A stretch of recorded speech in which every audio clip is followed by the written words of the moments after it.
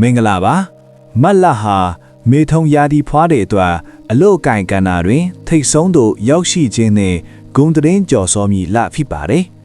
မိတ်ဆွေရဲ့အရှင်သခင်ဘုဒ္ဓဟူးကျော်ဟာမတ်လထဲမှာအမြင့်ဆုံးနေရာမှာရှိနေလာကြောင်းစကားပြောဆိုမှုနဲ့ဆုံးဖြတ်ချက်တွေဟာအလွန်ထိရောက်အောင်မြင်ပါလိမ့်မယ်စီးပွားရေးနှင့်အလုတ်ကင်ကန္နာမှာအောင်မြင်မှုအနေနဲ့အလုတ်အကင်မှာအခွင့်အလမ်းကောင်းတွေတကားဖွင့်လာပါမယ်ယာရုတိုးခြင်းလုတ်ပိုင်ခွင့်ပိုရခြင်းတွေကြုံရတတ်ပါတယ်အထူးသဖြင့်ဆက်သွယ်ရေးမီဒီယာစာရေးသားခြင်းနဲ့အယောင်းအဝယ် sales နယ်ပယ်ကသူတွေအထူးကံကောင်းပါမယ်ငွေကြီးအနေနဲ့ဝင်ငွေကောင်းမယ်လားပါ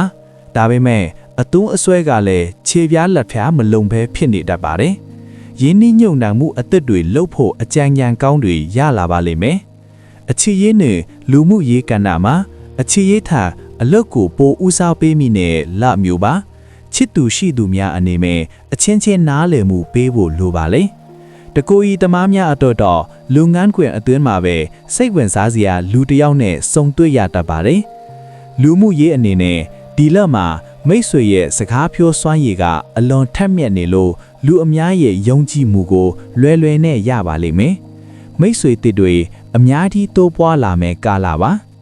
ကျမ်းမာရေးကဏ္ဍမှာအာယုံကြောအားနေခြင်းလက်မောင်းနဲ့ပခုံးနာခြင်းမျိုးတတိထားပါအလုပ်တွေအများကြီးတပြိုင်တည်းလုပ်တတ်တဲ့တဘာဝကြောင့်စိတ်ပန်းလူပန်းဖြစ်တတ်ပါတယ်အနားယူခြင်းကိုတေချာဖယ်ထားပါ